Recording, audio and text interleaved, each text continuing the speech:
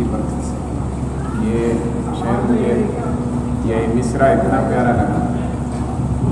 हज़रत अली मियां नदवी रहमतुल्लाह अलैह ने अरबों को खिताब करते हुए ये फरमाया था कि अगर अरबों तुम्हारे पास से सिर्फ मोहम्मद सल्लल्लाहु अलैहि वसल्लम को निकाल लिया जाए तो तुम्हारे पास कुछ नहीं मिलेगा।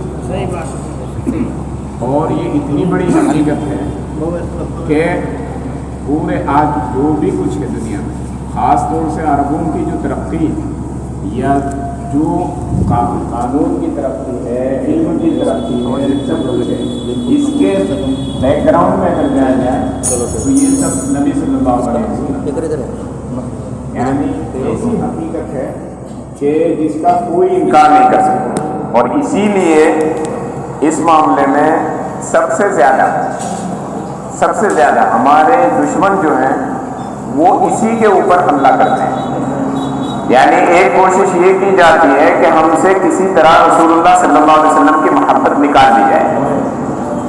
और ये हमारे यहाँ जो ये नात का सिलसिला है इसको ज़रा और आगे बढ़ना चाहिए। ये इससे मोहब्बत पैदा होता है, इसको आगे यहाँ तक बढ़ना चाहिए कि नात के साथ साथ सीरत का सिलसिला